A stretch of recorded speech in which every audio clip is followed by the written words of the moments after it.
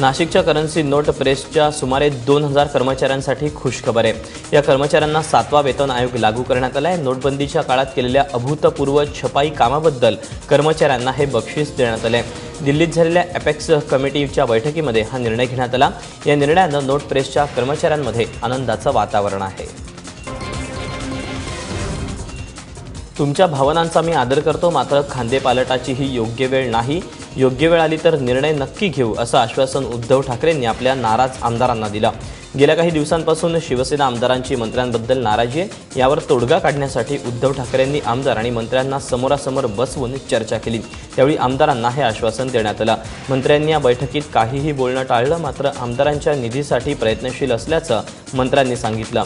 निधी वाटपाच्या मुद्द्यावर सेनेचे मंत्री आणि आमदार आज मुख्यमंत्र्यांची भेट घेणार आहेत। विकास कामांच्या बाबतीमधला जो काही असमतोल आहे, जी काही विषमता आहे, कमी जास्तीचं जे प्रमाण आहे ते दूर करण्याचा प्रयत्न निश्चितपणे या ठिकाणी होणार आहे।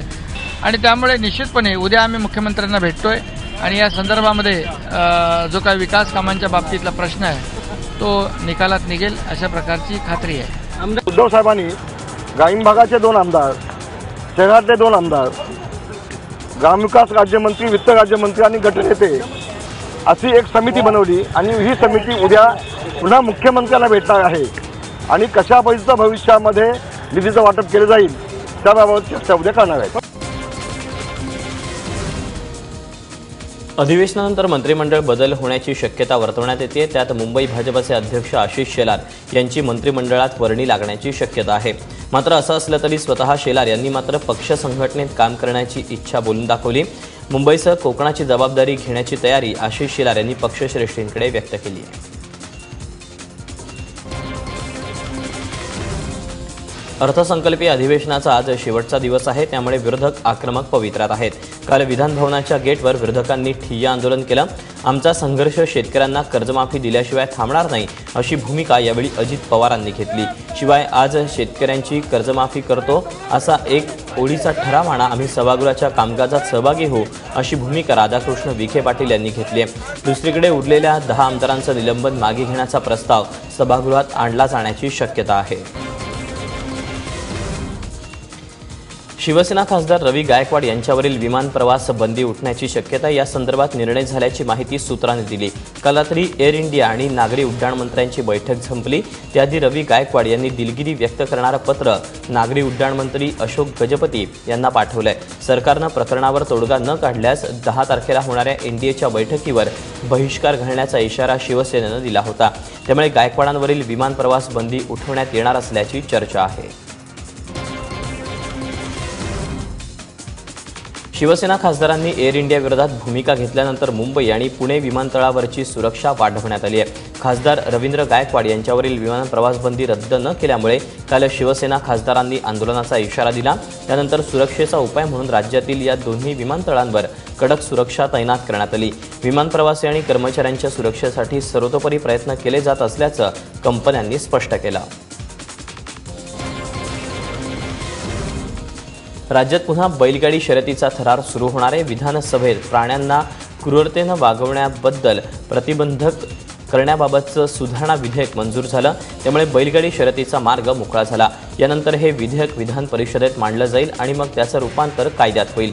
तामिळनाडूमध्ये अध्यादेश काढत जल्लीकट्टूला परवानगी मिळाली, त्यानंतर राज्यात बैलगाडी शर्यतीसाठी लोकांनी आक्रमक भूमिका घेतली होती।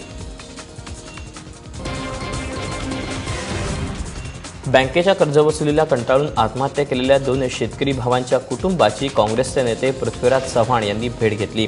साताऱ्यातल्या वडगाव हवेली इथे हे पोहोचले आणि कुटुंबाचं सांत्वन केलं।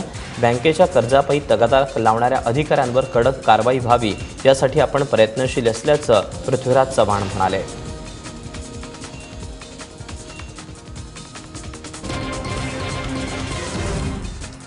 पार्टी विथ द डिफरन्स असलेल्या भाजपचे आमदार नरेंद्र मेहता चक्क लॅम्बोर्गिनी गाडी घेऊन विधान भवनात दाखल झाले।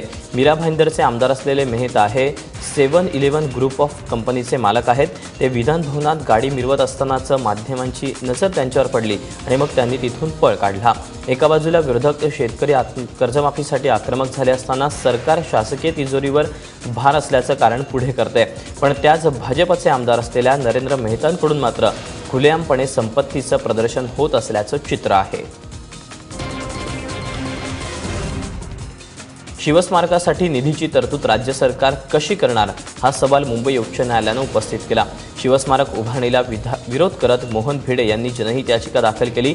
यावर आज मुंबई उच्च न्यायालयात सुनावणी झाली। त्यावेळी शिवस्मारकाच्या निधीची तरतूद कशी करणार याबद्दल येत्या 3 आठवड्यात उत्तर देण्याचे आदेश राज्य सरकारला दिले आहेत। नाशिकमधील अवैध गर्भपात प्रकरणाचा तपास गंभीर वळणावर गेलाय। नाशिक महापालिकेच्या तपासी पथकाला जीवे मारण्याच्या धमक्या आल्यात। महापालिकेचे 7 आरोग्य अधिकारी दहशतीत असल्याची माहिती मिळते। याबाबत तपासी पथकानं पोलीस आयुक्तांकडे तक्रार केली आहे। सरकारी निमसरकारी डॉक्टरांकडून चालवलं जाणाऱ्या अवैध गर्भपात रॅकेटनंच या धमक्या दिल्याचा संशय वर्तवण्यात येतोय।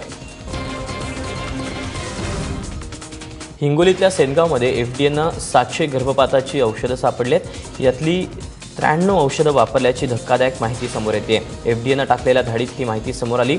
ही औषधं इंदोरमधून विना खरेदी केल्याचं समजतंय।